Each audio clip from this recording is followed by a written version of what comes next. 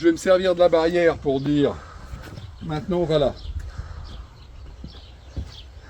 Là, c'est pas pratique parce que c'est tout son poids est sur l'intérieur. Et là, et là, et là. On connaît Thierry Lhermitte, acteur, mais connaissez-vous Thierry Lhermitte, professeur, ou plus précisément moniteur? L'acteur est formé à l'éthologie équestre. Alors qu'est-ce que c'est? Élément de réponse avec lui. L'éthologie, c'est une science, c'est l'étude du comportement des êtres vivants dans leur milieu naturel. Donc, il y a des études qui ont été faites sur les chevaux, entre autres, et on se sert d'une partie des résultats de ces études pour comprendre comment les chevaux apprennent, pour le mettre au service de l'équitation. Spécialiste dans le domaine, c'est à Grézac, à l'écurie Bellevue, en Charente-Maritime, qu'il donne des cours et des formations. Cavaliers et chevaux s'éduquent mutuellement pour mieux s'appréhender. Là, en l'occurrence, on éduque les deux. En fait, on enseigne aux élèves à apprendre à enseigner aux chevaux.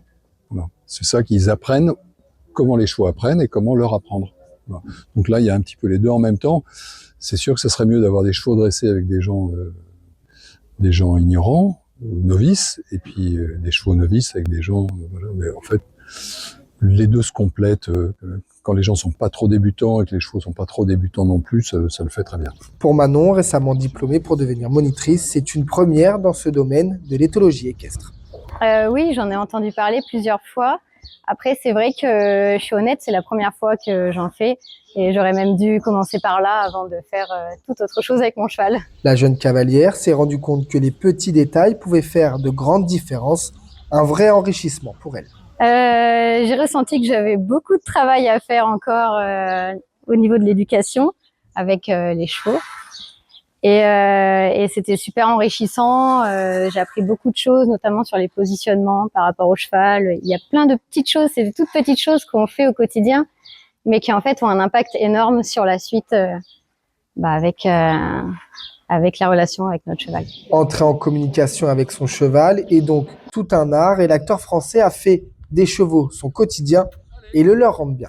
Une obligation de sincérité, d'être présent, voilà. Puis quand les chevaux renvoient de l'affection, c'est difficile à dire, mais quand on leur donne de la bienveillance et qu'ils sont bien avec nous, ça se voit, ça se ressent et ça fait très plaisir. Travailler avec des chevaux est tout aussi complexe et fin qu'avec les humains, d'un côté comme de l'autre. Thierry Lhermitte s'adapte et s'épanouit à leur côté. Ça peut être formidable ou cauchemardesque dans les deux cas. C'est juste que être humain, on a les mêmes capacités cognitives et qu'un cheval n'a pas les mêmes capacités cognitives. Donc, un cheval qui comprend pas, ça fait 500 kilos. Un cheval qu'on met en colère et qui comprend pas, c'est horriblement dangereux. Heureusement, dans les rapports humains, à part quand il y a une guerre, on arrive à s'échapper.